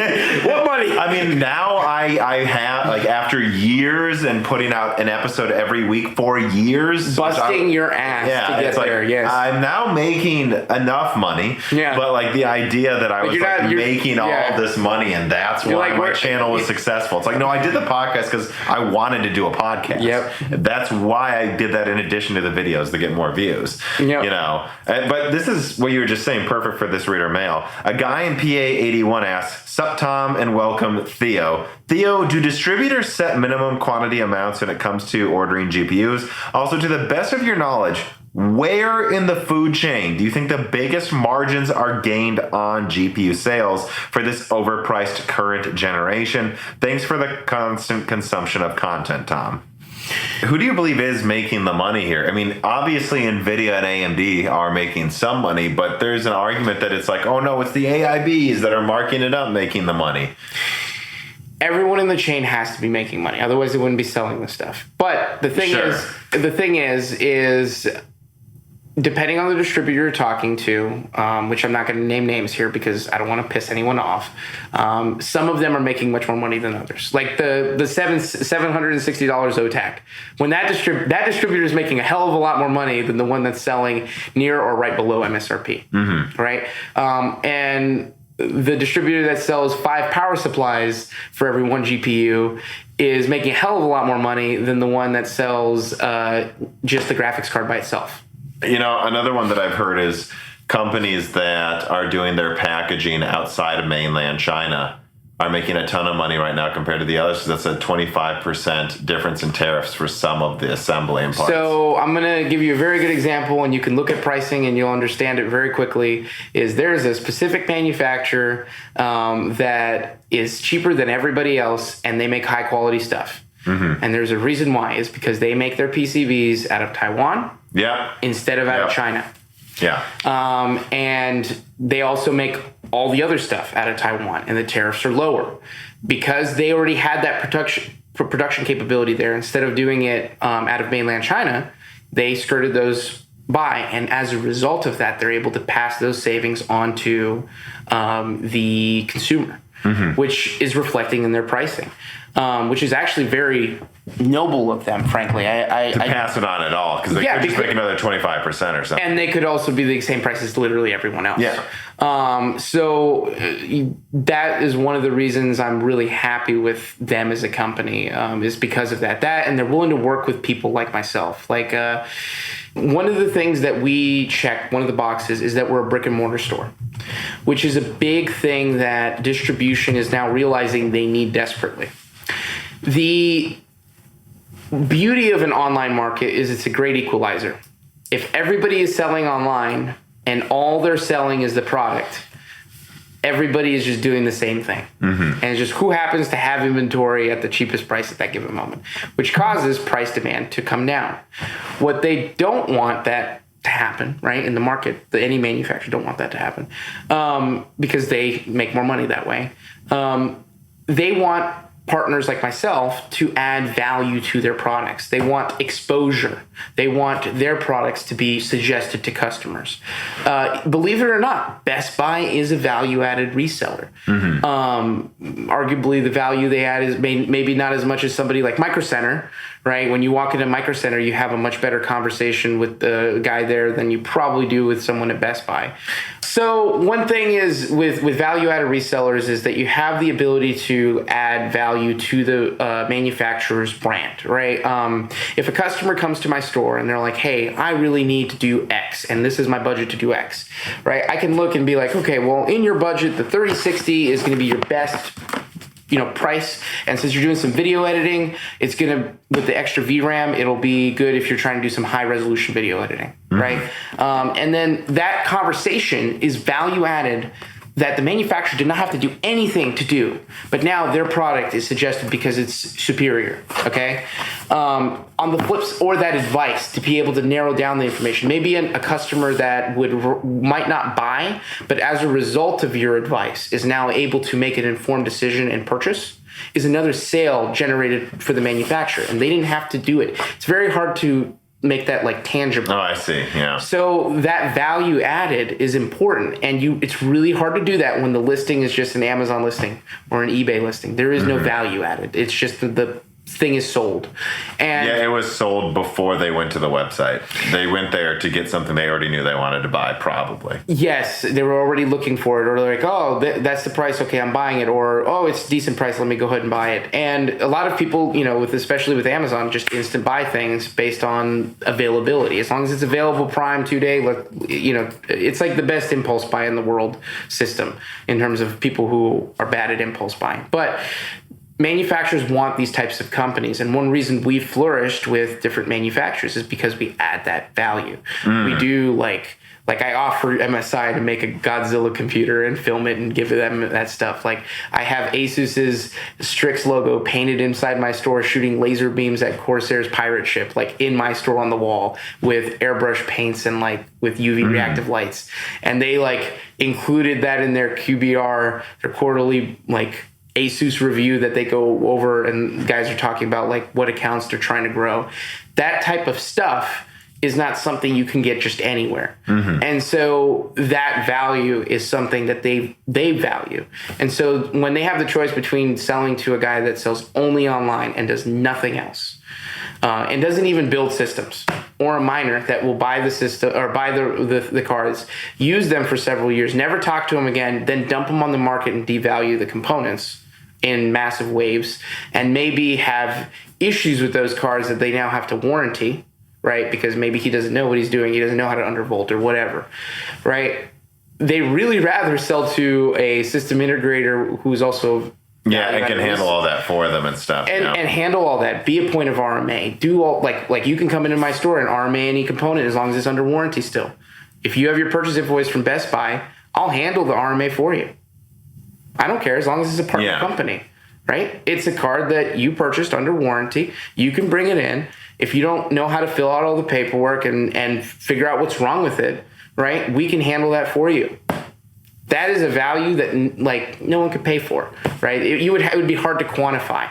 And so that is way more important for a partner company than eBay listing, selling component, and the systems obviously too on top of that. So I think we've been going for a while, and I can feel us both getting a bit tired. Yes, absolutely. But I do want to get to the reader mails we didn't get to, which I actually do feel pretty bad on this one because so many of them were very good. I'll save them to answer later in another episode or something, but I do want to get to this one at least as kind of a closing down conversation. So Dr. Forbin writes in and he asks, "Hey guys, I was wondering, are the glory days gone of the $600 first build that can game well with a GPU? Another thing we can stop saying is that memory is clocked at megahertz when it's not, just saying. Well, let's just go with our $600 budget builds dead.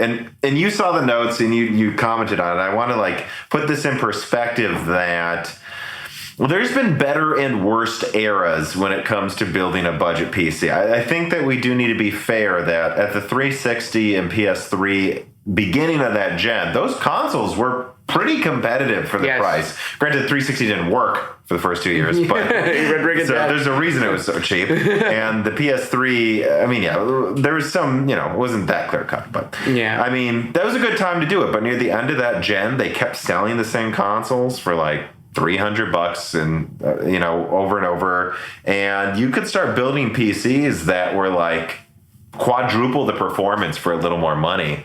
And then we got into the PS4 era, Xbox One era. Even then, there were these potato masher, they called them, builds where you can get like a 750 Ti with an i3 for about the price of what an Xbox One was. Yes, the Kinect, which was basically a medical imaging camera they just shoehorned into a console for no reason, made it so it was easy to build a PC that was as competitive. But I mean, it's very different right now, and it's sad, and I want to put that in perspective because I think people will say, oh, consoles are always cheaper. Not necessarily. They aren't always cheaper.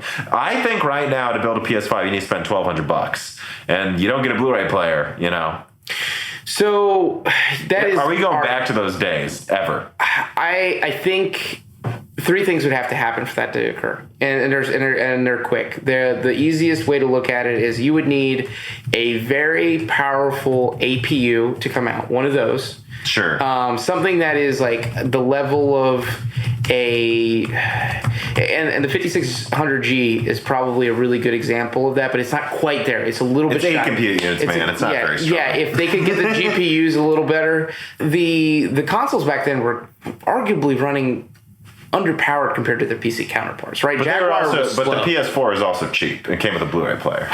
Also valid. Again, I think there would have to be a very large dump in video cards for that to I agree, but I don't think the 580 can do it anymore. I think the 580 is fine for gaming. It still works. Maybe like a 16 series Super. That's what well, that's about the same performance, frankly. Yeah, it's a little higher. It's around the same level as like a 1070, which is faster than a 580. It's a step up. It's not quite maybe like a 1080 performance level. I'd say we need a flood of like 2080s. I don't think it's ever going to come.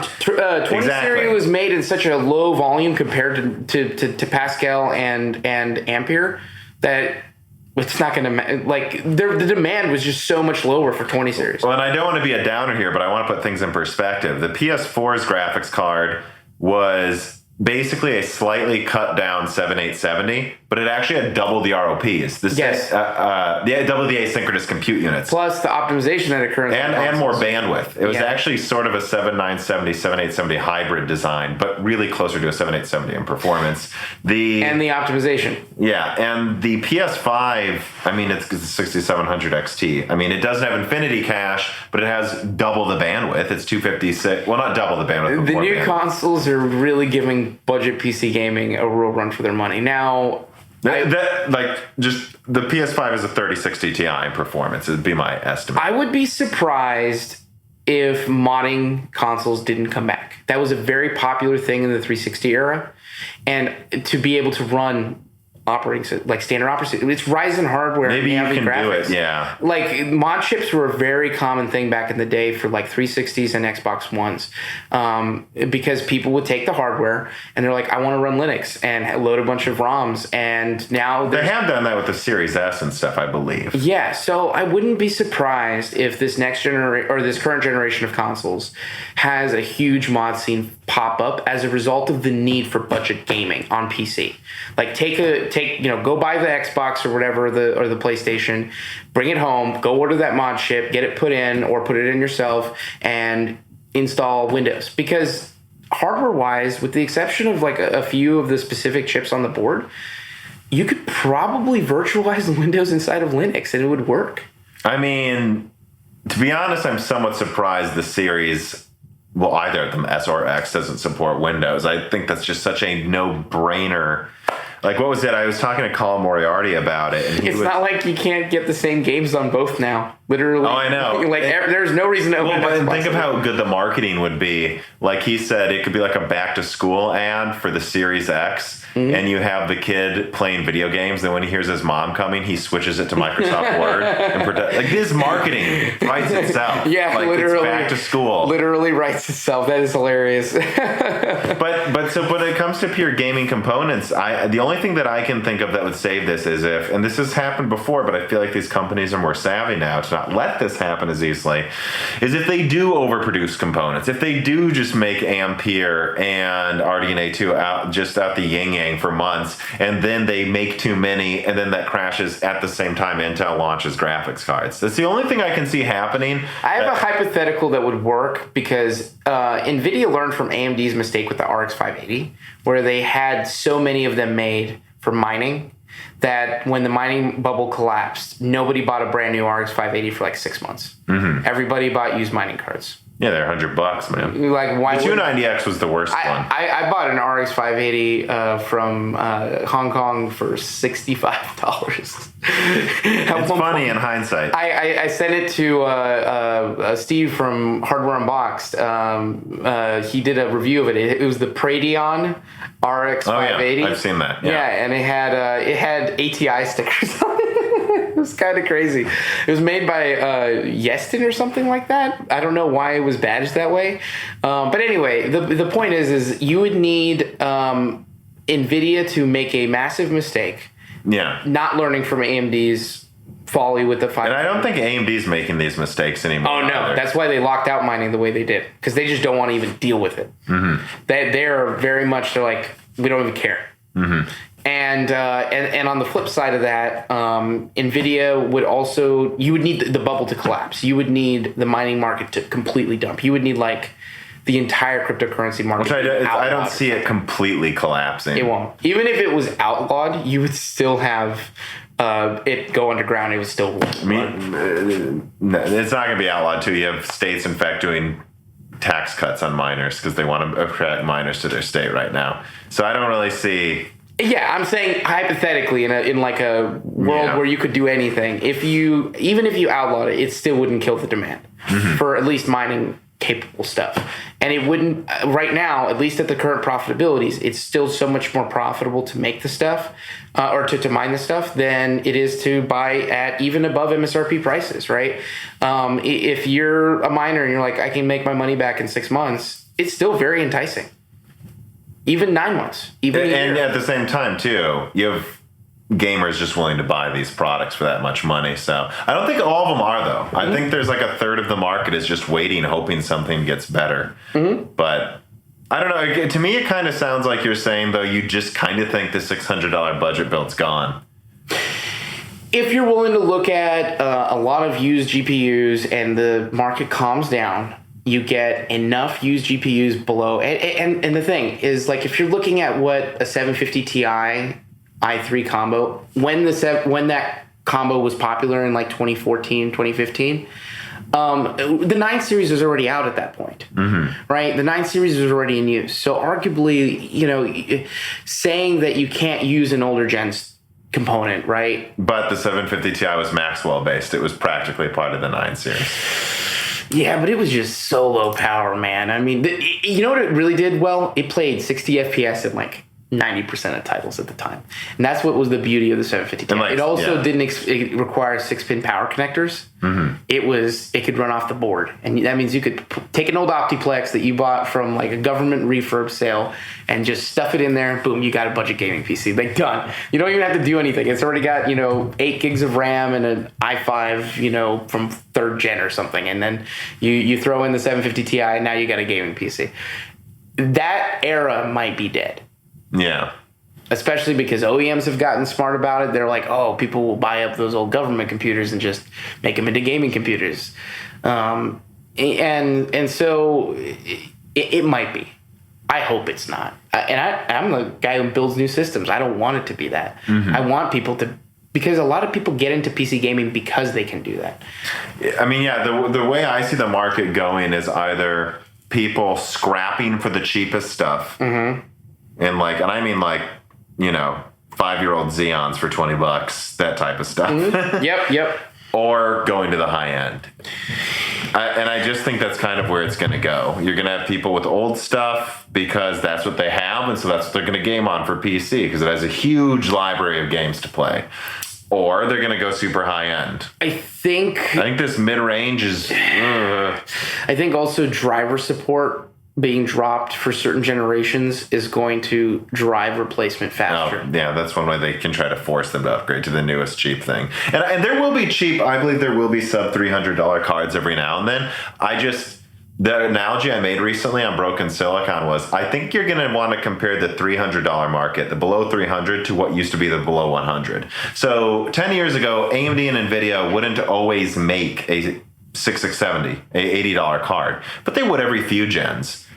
AMD and Nvidia are going to keep making sub $300 cards every few gens. Yes. Me and Dan came to this realization. When was the last sub $300 card that was new? Well, I would say for AMD was the 5500 XT is just an RX 580 refresh. Well, I mean, 5500 XT was a new model, but it was the same performance tier. Yeah. But think about it, though. That was about 2019, 2020. And even then, I still argue that it was a $270 card on a good day. It was an RX 590 for RX 5. It was an RX 590 for 580 performance, yeah. And the let's not even get on the 5600 XT debacle with the memory bandwidth thing. Well, so do you see what I'm saying though? Yeah. The last example we can come up with is the 5500 XT, maybe, and that was from early 2020. It's been a year and a half since any sub $300 card has been launched. Any new one? I would argue that the sub $300 market's dead already. Okay, but here's the problem with it is as a manufacturer standpoint, right? Same reason why card chips are so expensive right now. If you as a manufacturer, and I understand they're not the same facilities that make these things, right? But if you as a car manufacturer have the choice, or a chip manufacturer have the choice to make $5 card chips to put into radios in a car, or into a control module in a car or whatever, or you have the choice to make a 2030-90. Which one are you going to make? No, and I'm not blaming the manufacturers. Yeah. I'm just saying, I don't think they're never going to make sub $400, sub $300 cards. They're just going to focus supply at the top end. And it's going to be one of those things like the 1030 is a sub $100 card. They haven't made a new one of those for years and years and years and years. I'm saying I think they will make new $300 cards. It's just going to be every few generations they make it. Just like they keep selling the 1030 for years for that market. The 16 series is a really good example of that, I would say. Exactly. That's the last time Nvidia did it. Yeah, and the 16 series just got discontinued. Literally So they'll have something eventually. And they might make another run of them, right? Like the GT 710 and 730 is still technically being made this month, right? Like it still exists and is being manufactured. manufactured, but they do like a run of them. Yeah, we have a couple in here, 1050 Ti's. Yeah, so they do a run of them. Like that's new production Asus, right? Asus has made new 1050 Ti's, but that's when they get a run of them and they have extra manufacturing capability, or they got just so many orders piled up that are willing to pay extra to get the stuff that they'll just make it at that point, right? But so that they know they're selling out the door. Like, Yeah. And that's when they do a run. Almost like for people, it's almost like antique ammo for old guns. They don't make them every year. It's just like, hey. they'll do a run of it. Just like they'll do Pops, a run of it every few years. The whole vinyl figures, they don't continuously make every Pop forever. They do a run of them, then they go make another run of a different thing and a different thing. And they might, every couple of years, come back to that model and redo a run of them. But they're not going to refresh, though. Nvidia and AMD. And Roger Kadori had this one slide he showed around the Polaris launch where he's like 84% of the market's below $300. yes, 100%. And not anymore. I can tell you that as a person who sells tons of video cards and computers. But that's the thing, is not anymore. I think what they're gonna do is like the antique ammo, like the GT 1030. They'll just, there will probably be a sub $300 RDNA. I think the sub $300 market is now today the sub $400 market. It's the same market. It just got moved up $100. Yeah, it's the exact same shit. And I think exact same people. Yeah, it's just now sub 400. All of those segments have moved up along with everything else, and they'll just do. There's gonna be. I think I've heard Lovelace, the first Lovelace card, actually might be that sub $300 card. But guys, it's because they didn't make one for Ampere, so of course it's the first one they do for Lovelace is gonna be that. And they'll reproduce that, like you said, like 1050s every now and then until they. And you mentioned something earlier with the 750 Ti being basically a 900 series card in terms of like what it shares in its DNA. It's very possible the initial like Lovelace drop is going to be low power shit, right? And then they'll release the actual new generation stuff. They'll make I've heard a 3060 Super is what I've heard they're going to do, or something like that. Yeah, right, like a 3050 or 3060 Super or something like that. And it's a new architecture design, but it's under the old naming convention. And then they'll launch the high tier stuff at the new 4000 series. Probably closer to the end of the year. Yeah, I honestly think it'll be either if market demand dies down, they'll get it to market faster, or at least paper launch it. So that way it's the thing on the street to be paying attention to. And if they don't paper launch it at that point, they'll probably have it actually ready in springtime. That's just my theory, though. Yeah. Well, I think we should stop there. I think we are getting very tired. Yes. And I warned you, these tend to go on for a couple hours, whether trying to or not. And again, to the other people that have the reader mails that weren't answered, these will go into the mailbag and we'll save them for later. But if there's any that are specifically targeted towards questions that I might be able to answer, you can post them and I'll just respond in a comment with the answers.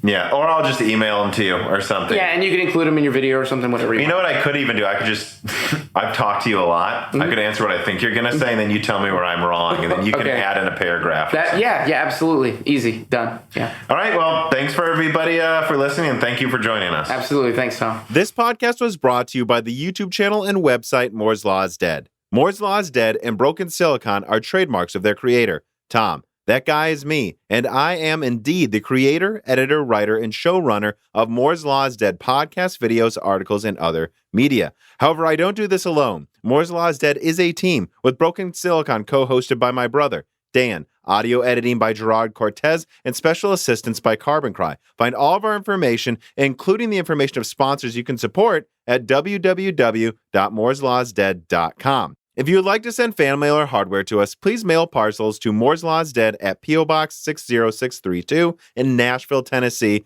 zip code 37206. And speaking of fans, patrons are what makes Moore's Law is Dead content possible. The aging business model of spamming ads all over the content is dying. The future of media will be built on fans paying for the content they actually want to exist. And so if you have the extra money, but only if you do, please consider supporting us. For just $2 a month, you get access to the exclusive podcast Die Shrink, voting on subjects of future podcast episodes, the ability to have your questions read aloud on Broken Silicon, Die Shrink, and Loose Ends, and of course, access to the Moore's Law is Dead Discord full of like-minded people who would love to meet you and talk to you about computer hardware.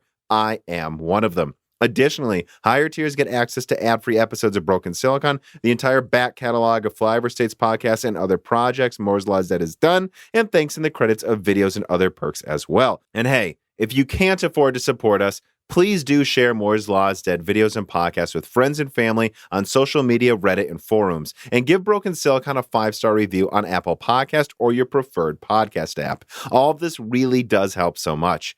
And if you'd like to advertise on the podcast, hire Tom for consulting, or are a person of interest who would like to be a guest, please reach out to the email address mlhbdead@gmail.com. But as I said, this podcast would not be possible without its patrons supporting it, and so now it is time to give a personal thanks to the greatest of the fans. The following supporters are at the 10 gigahertz or higher producer levels: Brad Medlin, Telos, GUK, Benny Berlin, Justin Yant, Thomas Rupp, I Love You, Lynn and Jim, Ivan K, Tom Bailey, Mohammed Al-Kawari, Frederick Lau, James Cressa, Justin Pears, Zachary Martin, Terrence Herod, Jada Full, Phil S, D31337 Antics, The Ninth Dude, Greg Renegard, Josh Law, JBG, Travis Gooding, The Mechanical Philosopher, Lebo King Kilo, Fatboy D. Saru, Daniel Hyde, A Guy in PA81, Nathan Mose, Cole Addict, Matt Salem, Aaron Close, Swan Garcia, Sean Valmer, My Name is Nobody, Judson N. Alethros, Jensen Wang, Hey There's a Kitty, Gay-T Wanchek, Ivan 214, John Jameson, Benjamin Cannon, Matthew Lane,